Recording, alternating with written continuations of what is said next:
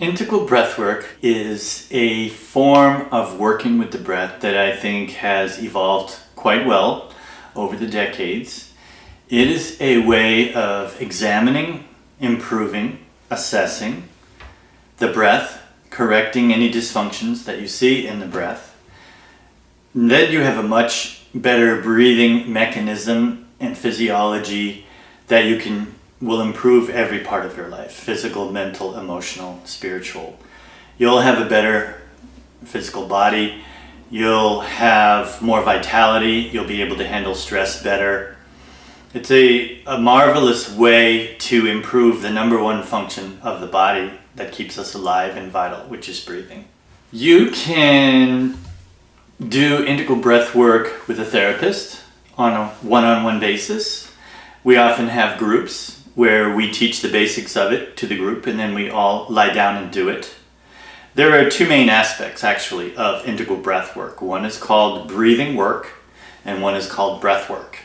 And they can be addressed in many different ways. Usually you'd want to do the breathing work first. And again, that's the assessing, the looking at, the measuring, and the understanding of what does proper breathing pattern look like, which is a full wave that goes up through the body, starting with the lower belly and then moving up through the body into the chest, expanding the ribs secondarily, expanding the belly first, and then a nice soft open exhale, sort of like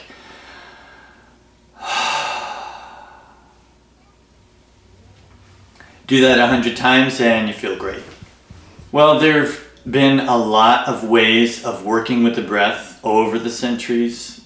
The Chinese have yoga and they have Tai Chi and Qigong, the martial arts. All of these work with the breath very primarily.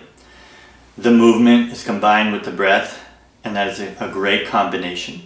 So that's one way of working with the breath.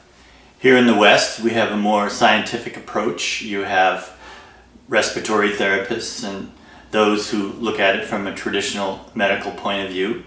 They will examine the diaphragm and they will try to improve the breathing volume through loosening up and opening the ribs as they move.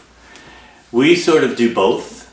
We combine East and West, or science and art of breathing. After we fix the breath, we fly the breath. It's like fix the plane, fly the plane. You wouldn't fly a plane unless you had made sure that it was running properly first. But nor would you spend all that time fixing the mechanism and then without the pleasure of going up in the air and flying the plane. In the work that we do both, and it's a great and balanced combination of the two.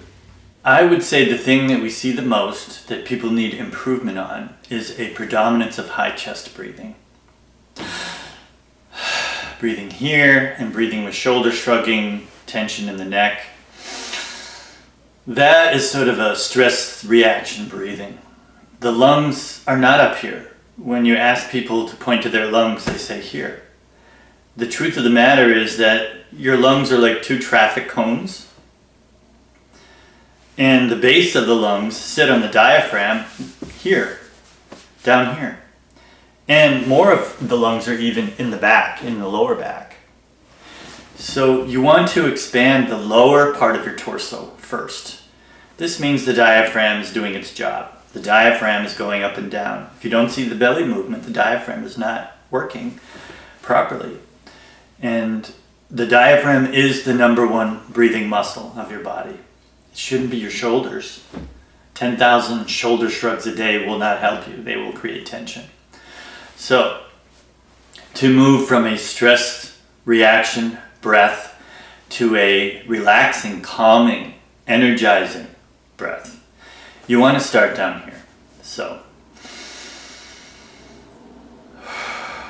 now notice that my belly expands first, and my chest does expand, but it's secondarily, and it's sort of like a wave, and that's a very helpful wave. It's helpful for the spine, the spinal fluid, and everything. So here we go.